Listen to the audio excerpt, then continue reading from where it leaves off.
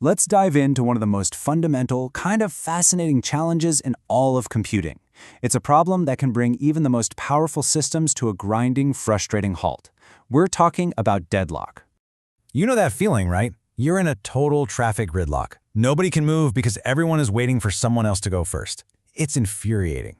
Well, that exact same standstill, that same digital paralysis, can happen inside your computer. And when it does, we call it a deadlock. So to get just a little technical, a deadlock is this permanent state of paralysis. You've got a group of programs or processes, and each one is holding onto something it needs, like a file or a printer, while waiting for another resource that's held by another program in that same group. It's a complete digital standoff, and nobody is backing down. Now, this kind of digital traffic jam doesn't just happen by accident. It's not random. It's actually like a perfect storm that requires 4 very specific conditions to happen all at the same time. So let's break down the ingredients for this recipe for disaster. Okay, so here are the 4 horsemen of the deadlock apocalypse. First, you've got mutual exclusion. Basically, only one process can use a resource at a time. Second, hold and wait, where a process is holding on to at least one resource while asking for another. Third, no preemption. You can't just snatch a resource away from a process that's holding it. And finally, the real kicker, circular wait. And here is what that circular wait looks like in the wild. Check out this diagram.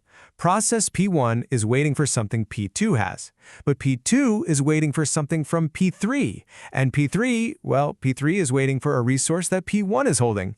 And there it is. You see that loop? That perfect circle of waiting?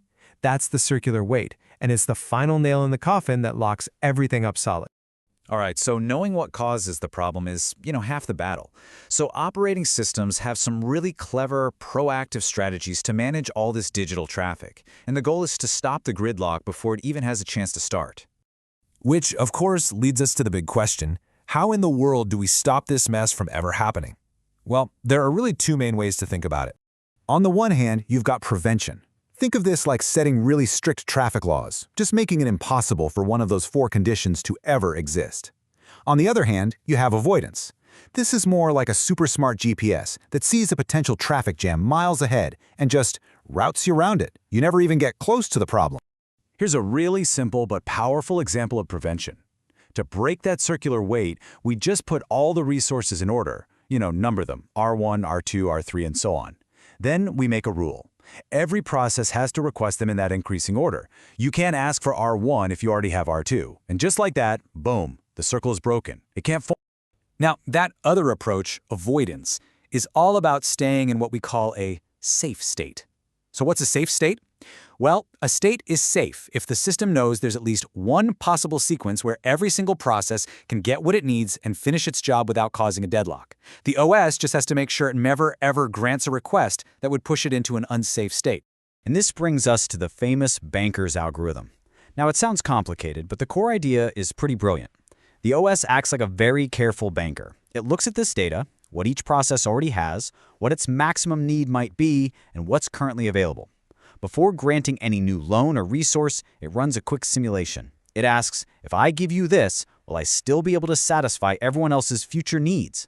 If the answer is yes, great. The system is still in a safe state and the request is approved. If not, sorry, you've got to wait. But what if prevention or avoidance fails? Or what if a system just doesn't use them? What happens if we end up smack in the middle of a deadlock anyway? Well, then it's time to call in the emergency services. Okay, so if a deadlock does sneak through, the very first thing the system has to do is realize it's happened. It can't fix a problem it doesn't know exists, right? So it needs a way to check its own pulse every now and then to see if anyone is stuck in that fatal circular wait. And here's a pretty clever way it does that. The system takes a complex map of who has what and who wants what. That's the resource allocation graph on the left, and it simplifies it. It boils it down into a wait for graph, which you see on the right. This new graph only shows one thing, which processes are waiting for which other processes. If there's a cycle in this simpler picture, then bingo, we have a confirmed deadlock. So, we found it. We have confirmation. Now what? Well, the only path forward is to actively intervene and break that cycle. And this is where things can get a little messy. It's time for recovery. And this, of course, brings us to the million-dollar question. To break the chain, one of the processes involved has to be stopped. So, how does the operating system choose who gets the X? It's not a random choice. It's actually a cold, hard, economic decision. The OS weighs a bunch of factors. Is one process way more important than the others? How much work has it already done? How many resources is it tying up? I mean, killing a process that's 99% finished is a huge waste.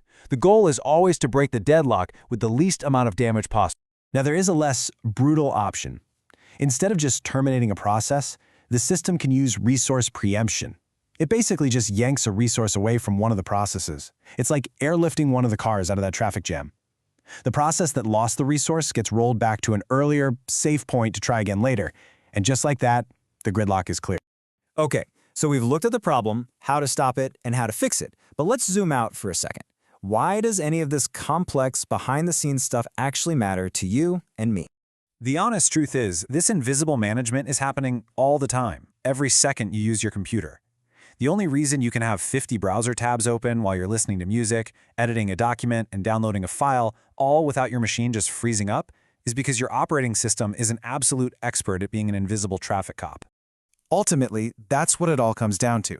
It is this incredibly sophisticated, completely invisible traffic management that's constantly working inside our devices that keeps our entire digital world moving forward smoothly and without constantly crashing.